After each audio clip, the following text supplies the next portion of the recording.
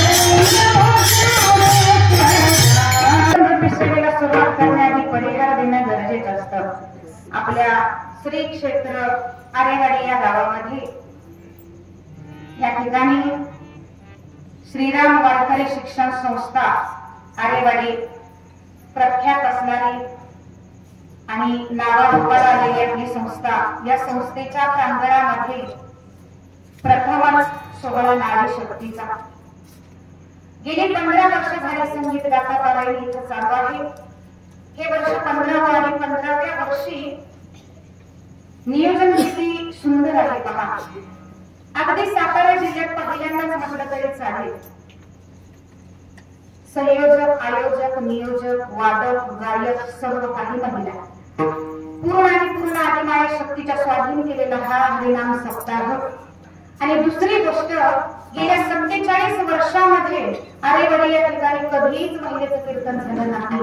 परंतु महाराजांनी अभूतपूर्व हा सोहळा ना होतो ना भविष्यातील, नाही पूर्वी झाला नाही भविष्यात होऊ शकत असा हा सोहळा, या सोहळ्याचं नियोजन केलेलं आहे आमच्या स्वप्नालीताई महाराज, आमच्या सोनालीताई महाराज आणि श्रीराम वारकरी शिक्षण संस्थेचे संस्थापक अध्यक्ष हरिभक्त परायण गुरुवर्य रामदासजी महाराज यांनी मिळून या सप्ताहाचं नियोजन केलेलं आहे. कशाला एकदोनच महिला टाकायच्या सर्व पहा. जेवण करण्यापासून जेवण वाढण्यापासून इथं प्रत्येक काम करणारी महिला आहे, कीर्तन सांगणारी महिला आहे, इथं टाळ्या बनवणारी महिला आहे, गायन करणारी महिला आहे, वादन करणारी महिला आहे. हा अभूतपूर्व सोहळा इथं साजरा होतोय आणि आनंदाची गोष्ट, मला इतका आनंद होतोय. आज तुम्हाला एक गोष्ट सांगते. इतका आनंद होतोय की गेली 15 वर्ष झाली मी या दिवसाची वाट बघत होते. मी 10-12 वर्षाची होती तेव्हापासून मला महाराज आणि महाराजांच्या पत्नी ओळखतात. पूर्वीपासून हे दाम्पत्य पंढरपूरची पायीवारी करतं. आमची सोनालीताई 1 वर्षाची असेल तेव्हापासून, आणि माझे वडील राहायला खानसरी कारखान्यावर. मग मी 5वी-6वीला शाळेला होते. महाराजांची दिंडी आली की मी त्या कारखान्यावरच दिंडीत घुसायचे आणि त्यांचं दुपारचं जेवण असतं वारुंजे फाट्यावर, तिथपर्यंत चालत जायचे. जाताना अभंग गौराणी गात जायचे. तेव्हापासूनची आमची ओळख. तिथं गेल्यानंतर सुंदर असं भजन व्हायचं, जेवण व्हायचं आणि तेव्हापासून मी महाराज, म्हणजे तेव्हा फक्त मी भजनच म्हणत होते, त्यानंतर मी कीर्तन करू लागले. तेव्हापासून मी महाराजांना म्हणायचे, महाराज तुमच्या गावच्या सप्तेत मला एकदा तरी कीर्तनाची संधी द्या, मला तुमच्या गावात कीर्तन करायचंय. म्हणून आज पहिला दिवस महाराजांनी मला का दिला, आमच्या गावात पहिला महिला कीर्तनकार, जे पहिल्या महिन्याचं कीर्तन होईल ते तुझं होईल. गेली 15 वर्ष झाली तुम्हाला पाठीला गेली. महाराज मला एक संधी द्या, मला एक संधी द्या. तुला तिला का देऊ, सर्व महिलांना संधी देतो नाही का. म्हणून हे सर्व महिलांचं नियोजन, आयोजन, संयोजक, आयोजक, नियोजक सर्व काही महिलांचा इतका पूर्व सोहळा महाराजांनी इथं नियोजित केलेलं आहे.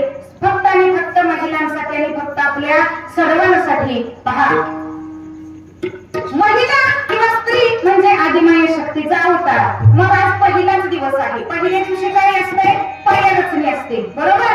जर पाया भक्कम झाला तर पुढचा कळस किंवा बांधलेली भिंती भक्कम होतील, मग कळस लागेल नाही का. आजचा पाया रचण्याचा दिवस महाराजांनी दिला, मला दिला, माझी निवड केली, म्हणून मी मनापासून धन्यवाद धन्यवाद आणि धन्यवाद देते महाराजांना.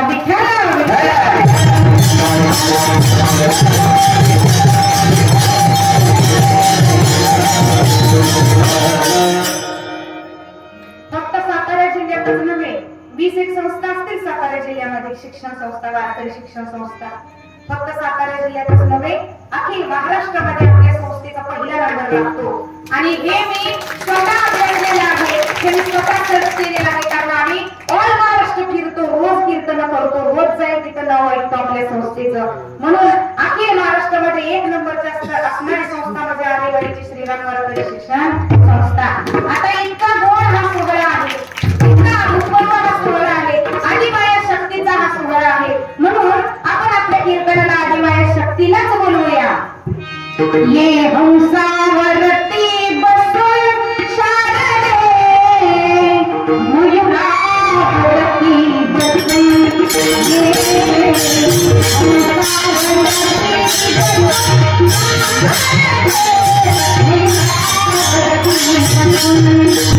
अशा प्रकारे आज सुरुवातीचं कीर्तन आहे, पहिलं कीर्तन आहे. आदिमाया शक्तीला पाचारण केलंय आपण आपल्या सप्ताहासाठी बोलवून घेतलेलं आहे कीर्तनासाठी. तुम्हाला सांगते, देव अनेक आहेत, 33 कोटी देवाचे अवतार आहेत. भगवान परमात्मा एकच आहे, पण 33 कोटी त्याला धारण केलेली रूप आहे. या 33 कोटी रूपांपैकी जर स्वयंभू रूप सोडली, स्वयंभू रूप सोडली देवाची, तर इतर देवांचा अवतार आदिमाया शक्तीपासूनच घडलेला आहे.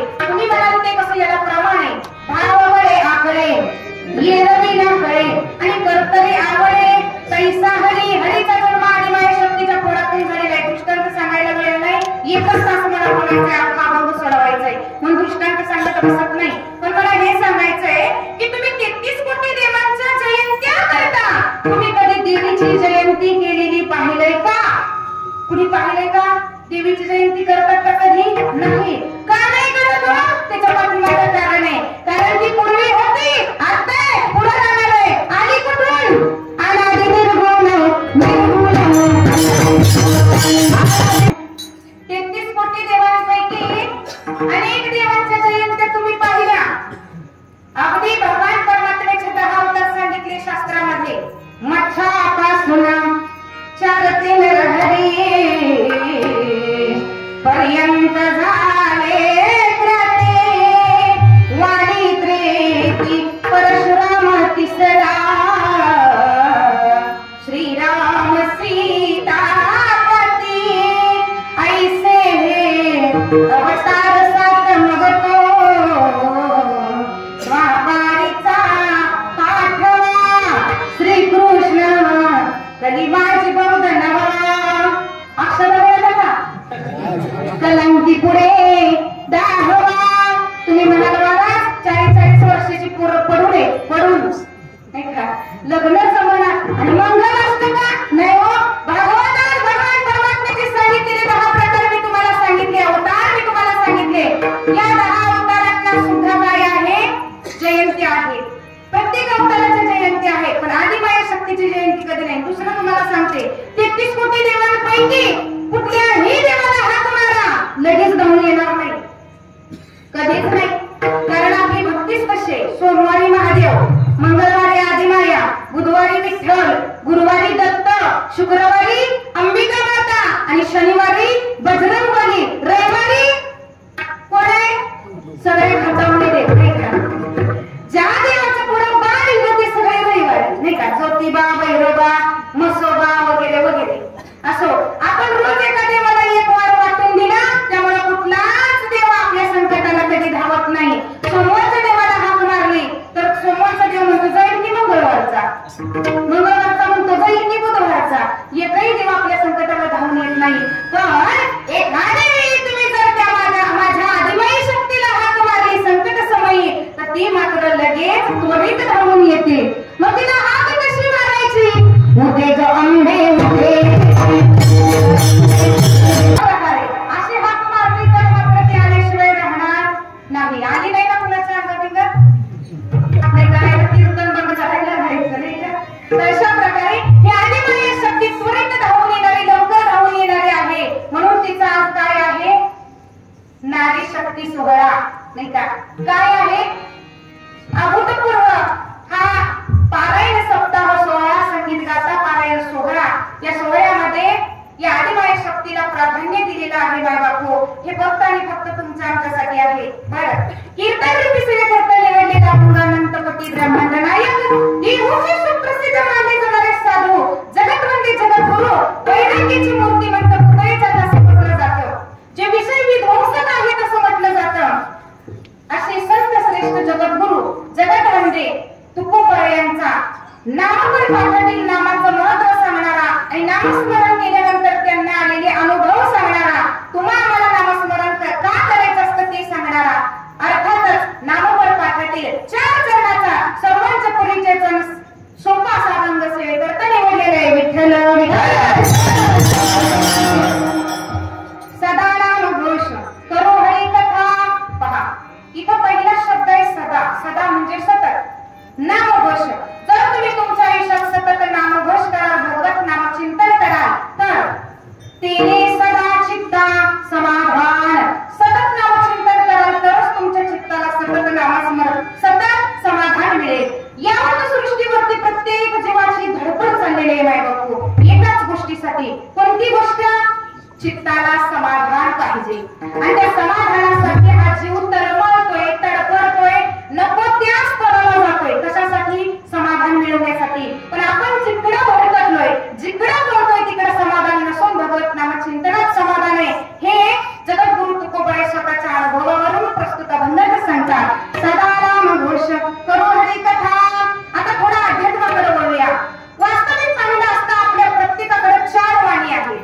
आपण एका वाणीला बोलतो याला वैखरी वाणी असं म्हणतात. पण आपल्या प्रत्येकाकडे 4 वाणी आहेत. त्यातले 3 वाणी आहेत ते आपल्याला माहिती नाही. त्या माहिती करून घ्यायचं असेल तर सद्गुरूंना शरण जाणं गरजेचं आहे. सद्गुरू तुम्हाला त्या 3 वाणी चालू करून देत असतात. आणि या 3 वाण्यांची नावं काय आहेत? परा, पश्चंती, मध्यमा आणि वैखरी. वैखरी सगळ्यांकडेच आहे. मग सदा नामघोष, सतत नामघोष कोणत्या वाणीने करायचंय? तो वैखरी वाणीने करायचंय. पण सततच का करायचंय? कारण या सृष्टीवरती, या पृथ्वी तलावरती सगळ्यात मोठं काय असेल? उद्धरून जाण्याचं साधन, सगळ्यात मोठं साधन तर ते फक्त आणि फक्त नामचिंतन आहे. आणि हे मी सांगत नाही, माझे ज्ञानोबा माऊली सांगतात. गगनाभूमी वाद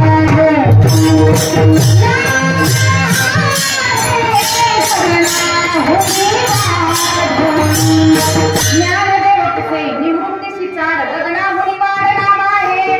आता तुम्ही म्हणाल ताई भगवंताचे अवतार अनंत आहेत, मग नाव सुद्धा अनंत आली. तुम्ही मनापासून नाम घ्या, नामस्मरण करा सांगताय, पण नक्की कुठल्या देवाचं करू हे तरी सांगा. सांगू का कुठल्या देवाचं करायचं? पहा, तारक मंत्र अनेक आहेत. रामकृष्ण हरी, श्रीराम जय राम जय जय राम, ओम नमो भगवते वासुदेवाय, ओम नमः शिवाय, अनेक मंत्र आहेत तारक मंत्र. परंतु सगळ्यात महान असणारा तारक मंत्र कोणता असेल तर तो फक्त आणि फक्त राम नाम आहे. राम नाम का आहे याच्या पाठीमागं कारण आहे. ते कारण शास्त्रकार आपल्याला सांगतात.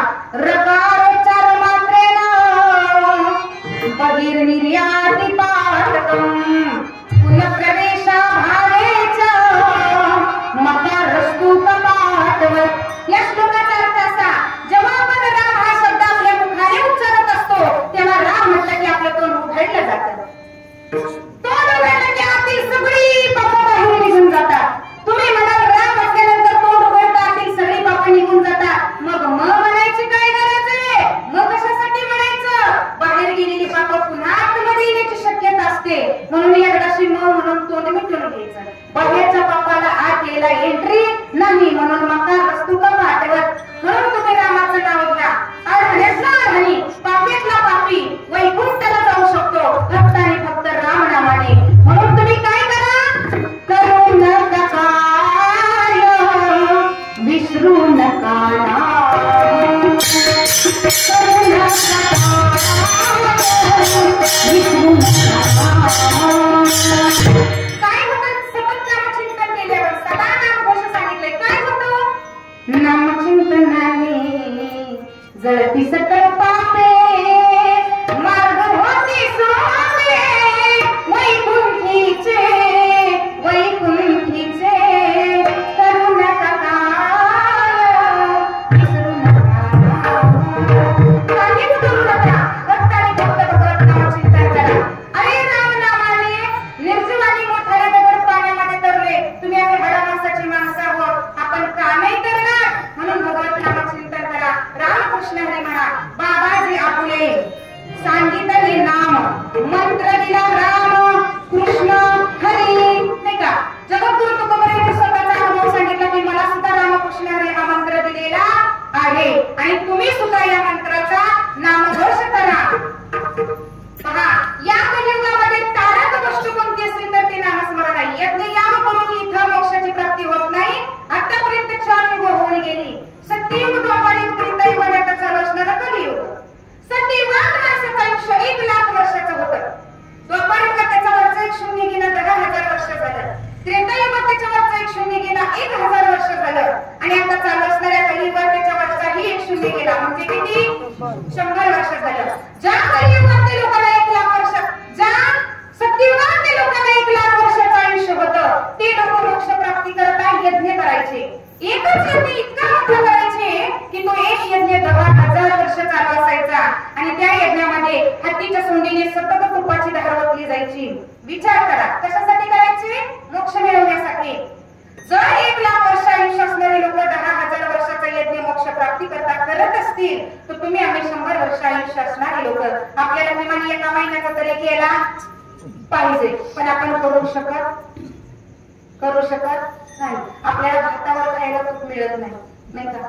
हत्तीच्या सोंडीनं महिन्यावर यज्ञात वतायला तूप आणायचं कुठून हे आपण करू शकत नाही आणि करायची सुद्धा गरज नाही. कारण कलियुगात उद्धरून जाण्याचा एकमेव मार्ग माझ्या संतांनी सांगितला. तुमच्या खिशात ना 1ही रुपया खर्च न करता तुम्हाला मोक्ष मिळवता येतो. अगदी सोपं साधन आहे. नाम संकीर्तना धरून जायचं सोपं साधन म्हणजे भगवत नामचिंतन आहे. नाम संकीर्तन साधन पाय सोपे. मग नलगती साया सजावे वनांतरा सुखे तो घरा नारायण म्हणून भगवत नामचिंतन करा.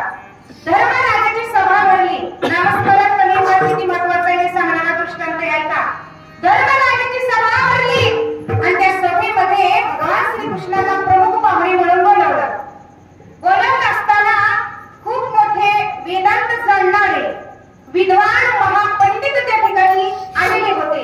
आणि धर्मराजाने भगवान श्रीकृष्णाला एक प्रश्न विचारला की देवा कलियुग कसा असेल. तेव्हा भगवान परमात्म्याने 4 दिशेला 4 बाण मारले.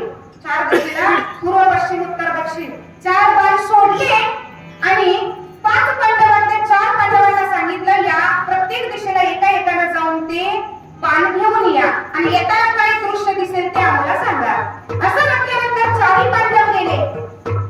भीम अर्जुन नकुल सहदेव 4 पांडव गेले. पहिला पांडव आला आणि त्याने त्याला दिसलेलं दृश्य सांगितलं. देवा मी काय पाहिलं असेल. मी असं पाहिलं भगवंता की एक गाय आहे आणि ती गाय नुकतीच वेळलेली आहे आणि तिला गोंडस असं एक पाळी झालेली आहे. म्हणजे काय म्हणतात त्याला वासरू झालेला आहे आणि त्या वासराला ती गाय लाडानं एवढं चाटते की चाटून त्याचं सगळं अंगावरचं कातडं निघून गेलं, सगळं रक्त निघून गेलं, मांस निघून गेलं आणि ते वासरू चाटून गायीला मारून टाकलं. ठीक आहे. दुसऱ्या पांडवाला विचारलं तू काय पाहिलं. दुसऱ्या पांडवाने सांगितलं भगवंता मी असं पाहिलं की एक कोकिला आहे. ते झाडाच्या फांदीवर बसले आणि बसताना तिने पायाच्या आणि फांदीच्या मध्ये एक मांसाचा तुकडा पकडलेला आहे. वरती पाहते सुंदर गायन करते आणि खाली बघून मांसाचा तुकडा तोडून खाते. ठीक आहे. तिसऱ्या पांडवाला विचारलं तू काय बघितलं. त्यांनी सांगितलं मी असं पाहिलं की 5-5 फुटाच्या अंतरावर 4 विहिरी आहेत. 5-5 फुटाच्या अंतरावर 4 विहिरी आहेत आणि त्या 4 विहिरीच्या मध्ये एक विहीर आहे. 4 विहिरी तुडुंब भरून वाहतात पण मधल्या विहिरीला पाण्याचा थेंब नाही थेंब. मग चौथ्या पांडवाला विचारलं तू काय पाहिलंस. चौथ्याने सांगितलं देवा मी असं पाहिलं की खूप मोठा डोंगर आहे आणि त्या डोंगरावरून खूप मोठी बलाढ्य अशी शिळा म्हणजे दगड असा गडगड खाली येतोय आणि येताना रस्त्याला सगळं चिरडत येतोय. प्राणी भेटू दे, झाड भेटू दे, काहीही भेटू दे, सगळं चिरडतच येतोय. आणि तो असा गडगड येणारा दगड आता थांबतो की पडतो, थांबतो की माझ्याच डोक्यात पडतो असं मला वाटत होतं. परंतु एकच गवताची काळी त्याला आडवी आली आणि तो तिथंच थांबला. असं म्हटल्यानंतर धर्मराजाने विचारलं तेव्हा हे काय होतं. तेव्हा भगवान परमात्मा म्हणतात धर्मराजा हे कलियुग होतं. कलियुगातली आई जी गाई पाहिली ना ती गाई वासराला चाटून मारून टाकते. ती गाई म्हणजे कलियुगातली आई. कलियुगातल्या आया मुलांचं एवढं लाड करतील पोरगं 5वी-6वीला गेलं की अँड्रॉइड मोबाईल घेऊन देतील. 10-15 हजाराचा मोबाईल 10-12 वर्षाच्या मुलाला घेऊन देतील. एवढ्या आया लाड करतील आणि लाड करून पोराचं जीवन बरबाद करतील. कलियुगातल्या आई अशा असतील. मी सांगत नाही बरं का. श्रीकृष्णाने सांगितले माझ्यावरती लाभायचं नाही. म्हणजे लाड करून पोरांचं जीवन उद्ध्वस्त करणाऱ्या आया कलियुगात असतील. दुसऱ्या पांडवाचं उत्तर दिलं. दुसऱ्या पांडवाने काय मागितलेलं. कोकिला अतिशय गोड गायन करते, अतिशय गोड गाते पण खाली बघून मांसाचा तुकडा तोडते. या कलियुगातील ज्यांच्या हातात सत्ता असणारे सत्ताधीश लोक आहेत ते समाजाला असे गोड बोलून गंडवतील. फक्त गोड बोलून आणि काळा बाजार टेबलाचा खाल्ला केल्याशिवाय राहणार नाही. हे मी सांगत नाही भगवंताने सांगितलं. कधी द्वापारयुगात सांगितलं कलियुग कसं असेल. तिसऱ्या प्रश्नाचं उत्तर दिलं तिसऱ्या पांडवाचं. 4 विहिरी राहतात पण मधल्या विहिरीला पाण्याचा ठिपूस नाही. तेव्हा हे काय होतं.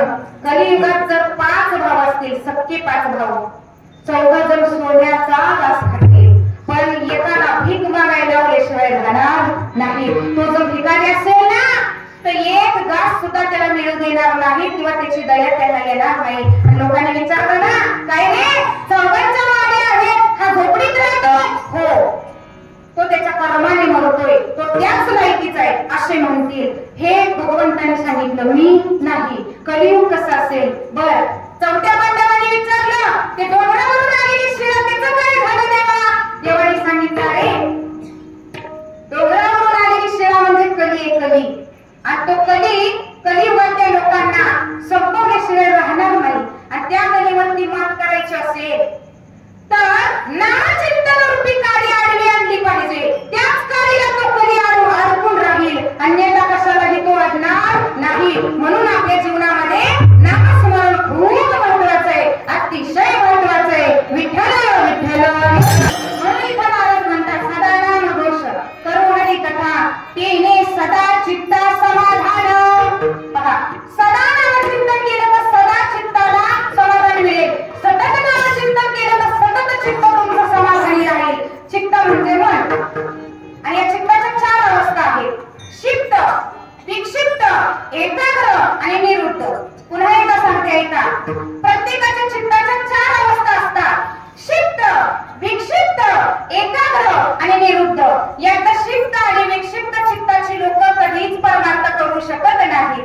त्यांना भजन कीर्तन आवडतच नाही, आणि एकाग्र आणि निरुद्ध वाले मात्र परमार्थ करू शकतात. त्यांना नामस्मरण आवडतं, देव त्यांना आवडतो, परमार्थ त्यांना आवडतो. अशा प्रकारे चित्त म्हणजे मन. आता कधी सगळं इथं बसलाय, सांगा बरं कुणाचं मन कुठं कसं पळतंय? येईल का सांगायला? वाऱ्यापेक्षाही दाट वेगाने धावणारी गोष्ट कोणती असेल तर हे माणसाचं मन आहे. हे माणसाचं मन आहे. कसं? माझ्या संत बहिणाबाईंनी सांगितलं, मन ओढाळ ओढाळ उभ्या पिकातलं ढोल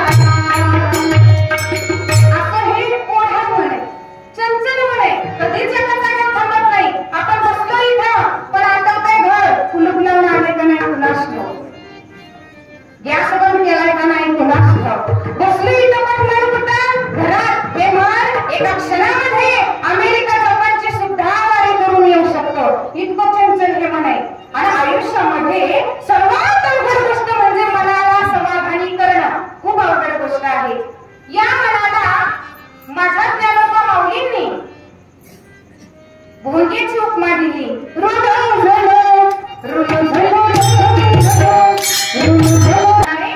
भोंग्याची उपमा दिली ज्ञानेश्वर माऊलींनी या मनाला. भोंग्यासारखं हे मन आहे. मग हे मन कुठंही पळतं, कसंही पळतं. म्हणून या पळणाऱ्या मनाला खऱ्यावर ठेवायचं असेल तर सतत नामचिंतन केलं पाहिजे. तर काय होईल? तेने सदा चित्ता समाधान. पहिल्या चरणाचा अर्थ भावार्थ संपवलेला आहे. दुसऱ्या चरणात तुकोबराय असं म्हणतात की सतत नामचिंतन केल्यानंतर सतत चित्ताला समाधान मिळेल. मग काय होईल? सर्व सुख लाभो, सर्व सुख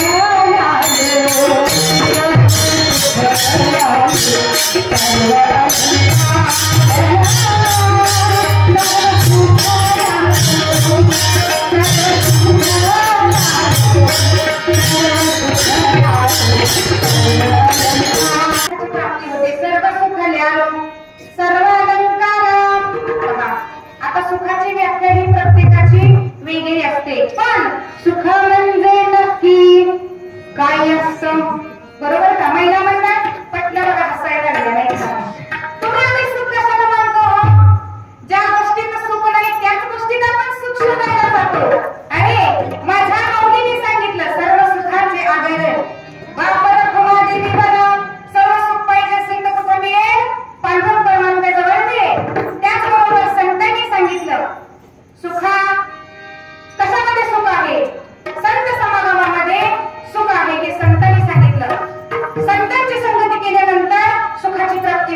त्याच्यानंतर आणखी कोणत्या गोष्टीमध्ये सुख आहे तर भगवत नामचिंतनात सुख आहे.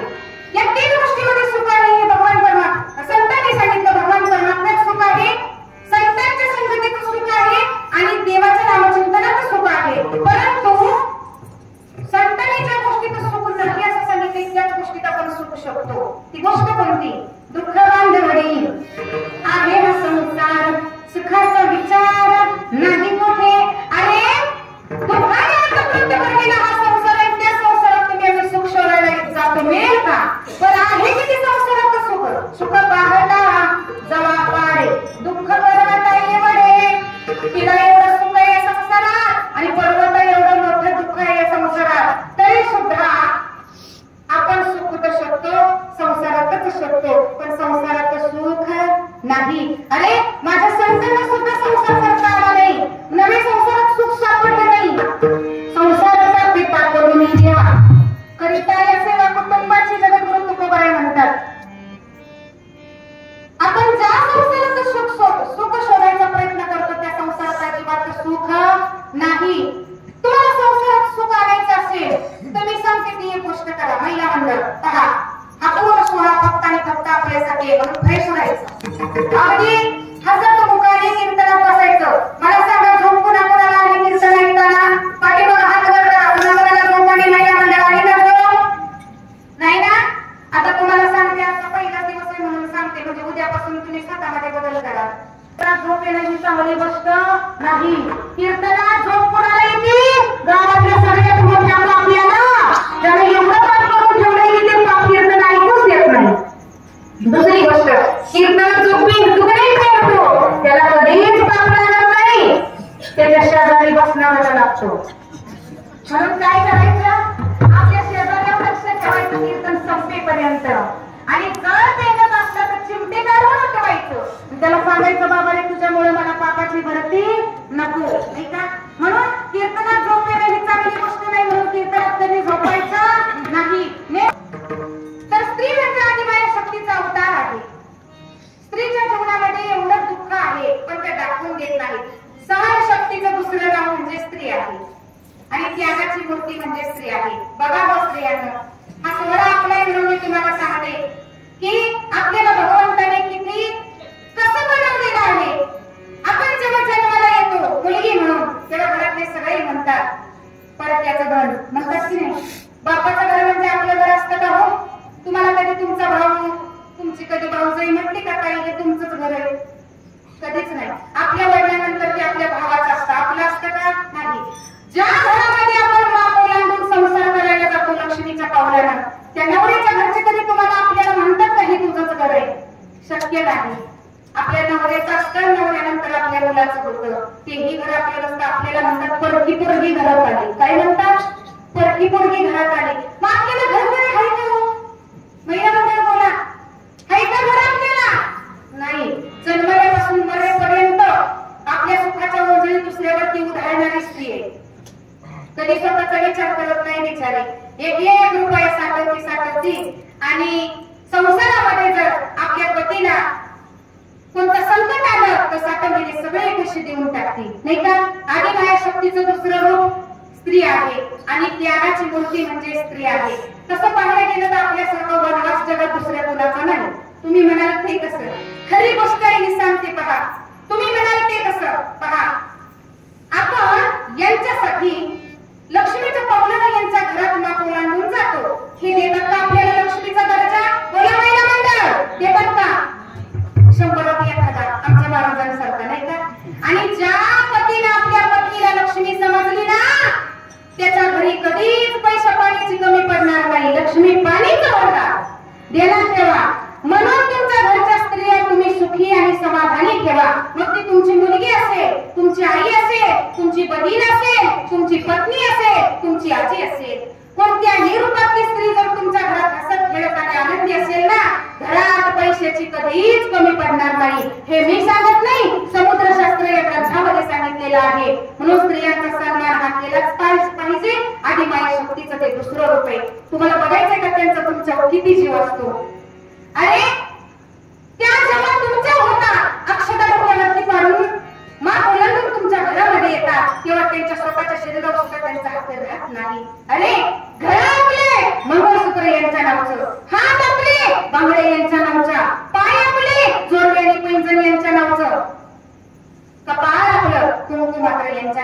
एवढंच नव्हे, यांच्या मुलाला आपण 9 महिने 9 दिवस आपल्या गर्भात वाढवतो, असा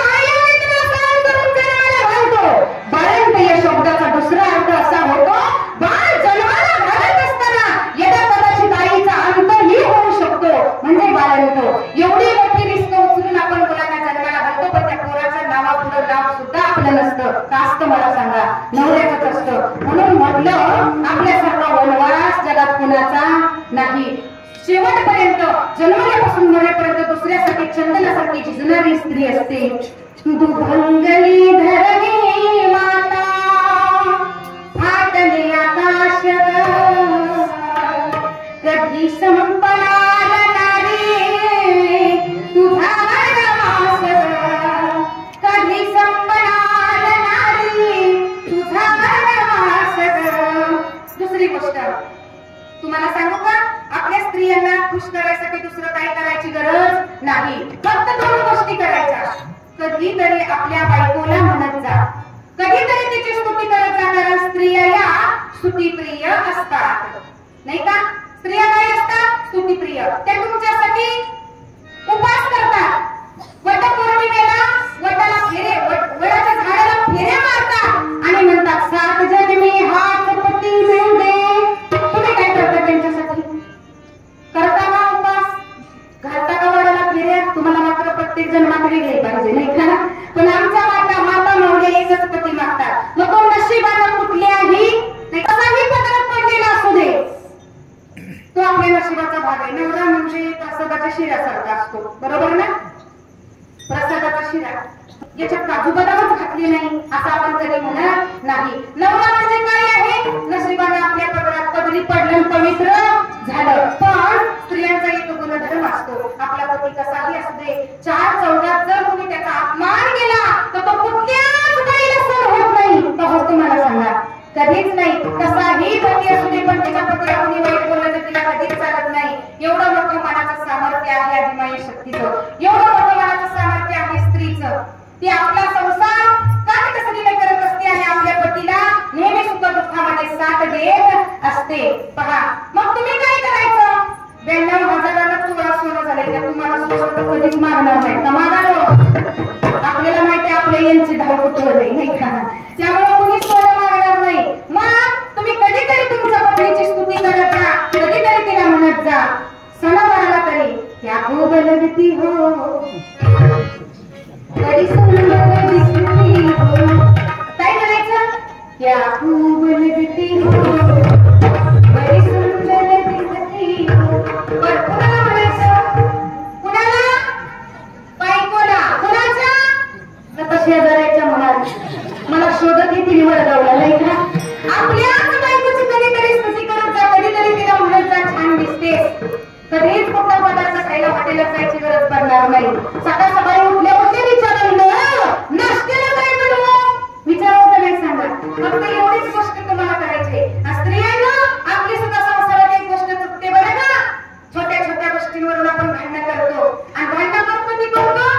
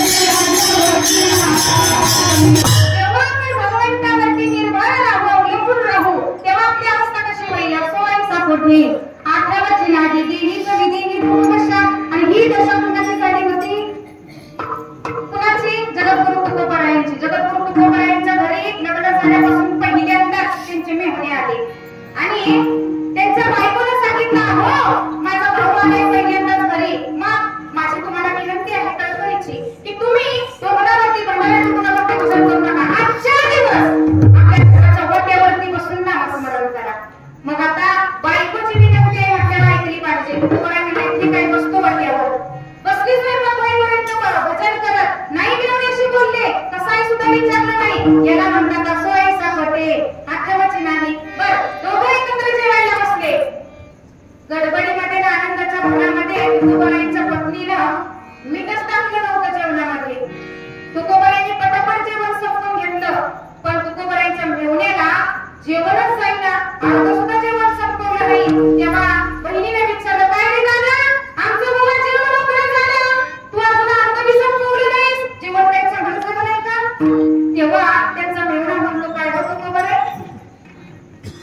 मी मनापासून बघतोय तुम्ही पटापट जेवण मोकळे झालात. जेवणात कुठलेही पदार्थ तुम्ही टाकलेले असता आळीने जेवण तुम्ही जेवलात कसे तेव्हा तुकोबराय म्हणतात असोय सर्व ठेव आठवची नाही काय खातो आम्ही कासया सांगाते कैसे हे लागते निर्मुखी. तेव्हा तुकोबराय असं म्हणतात की आमची अवस्था कशी झाली देहीच विदेही भोगदशा. आता ही दशा समाजात कोणाची असते सांगा मला. 60 रुपयाची चपटी मारून येणाराची कशी अवस्था येते कशी असते अवस्था देहीच विदेही. ते गटारात काहीतरी त्याला वाटतं आपण स्वर्गात पोहोचलो नाही का. तशा प्रकारे याला म्हणतात देहीच विदेही भोगदशा. पूर्वीचे लोक जरा तरी देवाला घाबरायचे पण आताचे लोक अजिबात देवाला घाबरत नाही. कर्माला तरी घाबरत जा. एक वेळ तुम्हाला देव माफ करेल पण कर्म माफ करणार. भला किसी का कर न सको तो बुरा किसी का मत करना. फूल नहीं बन सकते हो तो काटे बनकर मत रहना. जशी कर्म कराल तशी फळ तुम्हाला भोगायला येतील. कलियुगाचं काय आहे गुणधर्म आहे. चांगलं केलं चांगलं भोगा येईल वाईट केलं वाईट भोगा येईल नाही का. म्हणून पूर्वीचे लोक एवढे प्रेमळ होते.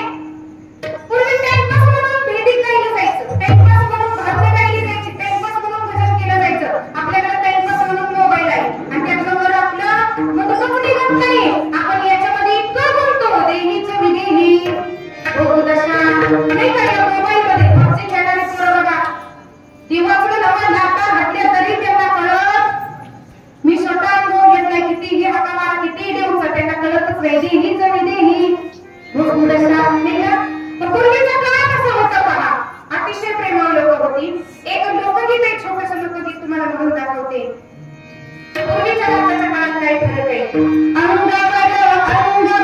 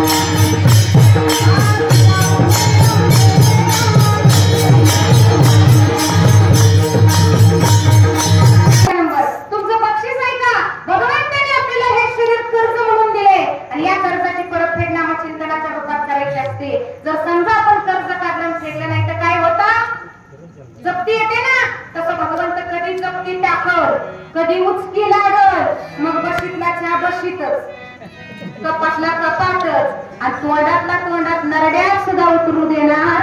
आणि तो स्वतः कधी काही येऊ देत नाही. याला जप्ती म्हणतात. ही जप्ती करू नये असं वाटत असेल तर भगवत नामचिंतन केल्याशिवाय पर्याय नाही. विठ्ठल ज्यांनी मनापासून भजन केलं त्यांच्या सत्यावर आता केलेलं नामचिंतन जमा झालं. याच्यापेक्षा मोठं बक्षीस असू शकते.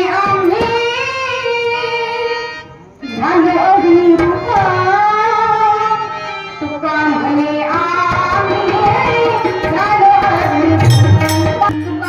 आम्ही झालो अग्निरूप लागोनी पाप पुण्यांग. तुकोबरे म्हणतात आमची जेव्हा अशी अवस्था झाली कशी तेही जमी तेही भूदशा. या अवस्थेमुळे काय झालं की आम्ही अग्निरूप झालो. अग्निरूप याचा शब्दशः अर्थ घेऊ नका. अग्निरूप म्हणजे पेटलो, भडकलो, आम्हाला आग लागली हा शब्दशः अर्थ झाला. पण याचा वाच्यार्थ घ्यायचा, शब्दार्थ घ्यायचा नाही. आम्ही झालो अग्निरूप म्हणजे आम्ही ज्ञानवान झालो. किती ज्ञानवान झालो? वेदाचा तो अर्थ आम्हासीच ठावा इतरांनी वहावा पारमार्थ. एवढे आम्ही अग्निरूप झालो म्हणजे एवढे आम्ही ज्ञानवान झालो, एवढे आम्ही ज्ञानी झालो. तुका म्हणे आम्ही झालो अग्निरूप लागो निधी पाप पुण्यांग. म्हणजे अनुभव झाल्यामुळे पाप पुण्यांचा अंगी लागायची काही गरजच पडली नाही. अभंगाचा भावार्थ संपवलेला आहे. संपण्यासारखं नाही, अतिशय चिंतनीय आणि गोड अभंग आहे बाबा. आपल्याला वेळेचं बंधन आहे. फक्त मी तुम्हाला नामस्मरण आपल्या आयुष्यामध्ये किती महत्वाचं आहे याच्यासाठी तुकोजी महाराजांचा एक अभंग तुमच्या समोर गाऊन दाखवणार आहे.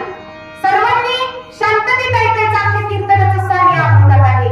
काय म्हणतात राष्ट्रसंत तुकोजी महाराज? ऐक मानवा भाई तुला नाम घे नरा सारखा नर जन्म आला संसार.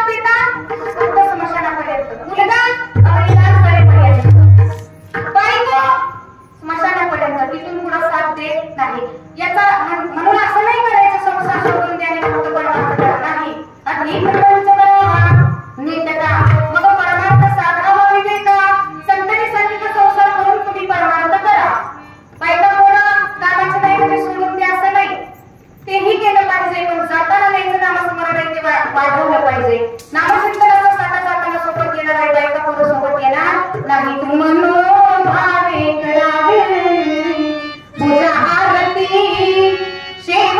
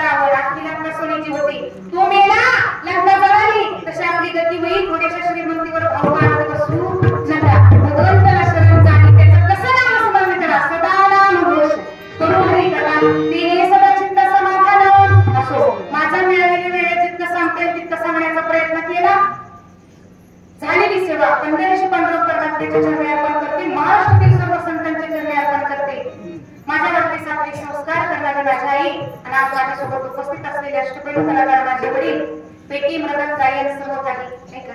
त्याचबरोबर आज या ठिकाणी मी म्हणजे माझ्यावरती महाराजांनी सुद्धा माझ्यावरती संस्कार केलेले आहेत. कारण मी 10-12 वर्षाची होते, 10 वर्षाची असेल, 4वी-5वीला असेल तेव्हापासून महाराजांची माझी ओळख आहे. भजनामध्ये त्यांच्याकडून भरपूर काही मला शिकायला मिळालं नाही का. सुरुवातीच्या काळामध्ये मी नवीन कीर्तनकार असताना महाराज भरपूर वेळा आमच्यासोबत कीर्तनाला सुद्धा गेले आहेत. साथीला अगदी त्यांच्या गाडीतून आम्हाला माझ्या वडिलांना नेलेलं आहे. मी त्यांच्या घरातला एक सदस्य असल्यासारखे असं म्हटलं तरी चालेल. माझं लग्न झाल्यापासून या 10 वर्षात थोडा आमचा दुरावा निर्माण झाला. कारण मी माझं गाव तुला तालुक्याचं वडगाव जयराम स्वामी नाही का. पहिली तो तेव्हा अगदी वसंतगड आणि हे जवळच आहे. तर माझे सद्गुरू समर्थ सद्गुरू जनार्दन महाराज वसंतगड यांचा कृपाशीर्वादामुळे आज मी इथे उभी आहे. त्याचबरोबर खूप मोलाची संधी बघा, शेवटपर्यंत माझं नाव राहील. काय माहितीये का, आमच्या आरेवाडी गावामध्ये जर पहिलं कीर्तन कोणी केलं असेल तर ते विद्यार्थी नाही का. महाराजांना बाळा म्हणतात, बाळा नाही का. कारण मगाशी फोडायला महाराजांचा सण वाजता नवा बाळा कुठं आहेस, आलायस का नाही अजून. म्हटलं आले महाराज. नाही आम्ही जेवायला थांबलोय. नाही म्हटलं महाराज मी जेवण करून येते. तरी सुद्धा आल्यानंतर आमच्या स्वप्नाने ताई महाराज त्या मला म्हणाल्या, जीवनाने का तू चल आम्ही तुझ्यासाठी जेवायला थांबलोय. कोण कोणासाठी थांबतो, दोघं नवरा बायको माझ्यासाठी जेवायला थांबले. तर मी जीवन आलेले असून सुद्धा ते जेवले नव्हते. 8:30 पर्यंत दोघं जेवले नव्हते. अजून जेवले का नाही काही माहिती नाही का. हे प्रेम आणि इतर भरपूर संस्था आहेत. त्या संस्थेतले जे गुरुवर्य असतात, जे संस्थापक असतात, ते आपल्या मुलांना संस्थेची मुलं म्हणतात. पण आपले रामदास महाराज आपल्या मुलाला संस्थेची मुलं नाही म्हणत, आपल्या मुलांना माझी मुलं म्हणतात. अरे माझी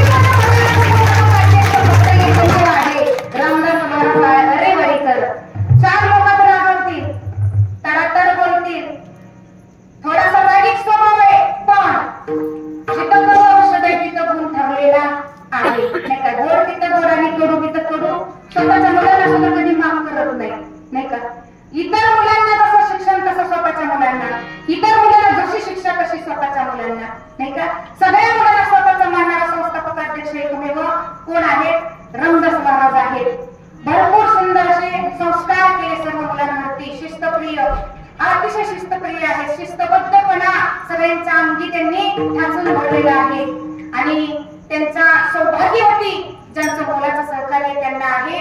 सुखदुःखात साथ देतात महाराजांच्या पाठीशी. असं म्हणतात ना, प्रत्येक यशस्वी पुरुषाच्या पाठीमागे एका स्त्रीचा हात असतो. हो आहे, जरूर आहे. स्वप्नाली ताईंचा हात महाराजांच्या पाठीमागं आहे. ते त्यांच्या मागे ठामपणे उभे आहेत म्हणून महाराज पुढे जातात, त्यांच्या जीवावर सगळं सोडून. दुसरी गोष्ट, महाराजांच्या एवढी धन्य माता पिता तयाची आमच्या मंडळींनी खूप कष्ट घेतले, आमच्या गावांनी संस्थेसाठी खूप कष्ट घेतले. जेवढं मला माहिती महाराजांबद्दल, त्यांच्या घरातल्या कुटुंबाबद्दल तेवढं कुणाला माहिती नाही. कुणाला म्हणजे इथे येणाऱ्या कीर्तनकारांना. मी त्यांच्या घरातला एक सदस्य असं समजा, म्हणून त्यांनी सुरुवात करण्याचा मान मला दिला नाही का. याचा मला खूप आनंद आहे. एकमेव आरेवाडी कीर्तन करणारी मंडळी असेल आणि एकमेव आपल्या वारकरी शिक्षण संस्थेमध्ये महिला कीर्तनकार घडली महाराजांची मुलगी स्वरालीताई. अतिशय सुंदर गायन, अतिशय सुंदर कीर्तन करते. या मुली किती सुंदर गायल्या हो. महाराजांनी घडवले यांना नाही का. अगदी सरस्वती यांच्या कंठामध्ये आहे. त्यांचं वय बघा, त्यांची उंची बघा किती लहान आहे. जरा सर्व संपन्न कीर्तनकार व्हायचं असेल तर पहिलं गायन आलं पाहिजे. कुठेही कसं ओरडून चालत नाही, स्वरातून जाऊन चालत नाही. म्हणून खूप चारी बाजूनी सर्व मुलं कलेच्या बाबतीत एक नंबर महाराजांनी घडवली. एवढंच नव्हे, की आता संस्थेतील लहान लहान मुलं आहेत. पण मी लहान असताना सुद्धा महाराजांची संस्था नव्हती तेव्हा काही आपल्या भागातले आता मोठे असणारे कलाकार महाराजांचे विद्यार्थी होते. सतत नेहमी सोबत घेऊन फिरायचे. तर खूप असं समाजामध्ये त्यांनी असं काम केलेलं आहे. मला एक म्हणायचं की यांच्या संस्थेतला पोरगा नाही इंजिनियर होणार, नाही डॉक्टर होणार, नाही वकील होणार, पण एक निष्ठावान वारकरी आणि आई वडिलांना सांभाळणारा, आई वडिलांचा चांगला मुलगा नक्की होऊ शकेल. अरे झोपणार नाही किंवा खाणार नाही. आपल्या आई वडिलांना मरेपर्यंत चांगलं सांभाळेल एवढी ठामपणे मी यांची गॅरंटी देते. तेवढे संस्कार महाराजांनी त्यांच्यावरती केलेले आहेत. नाही म्हटलं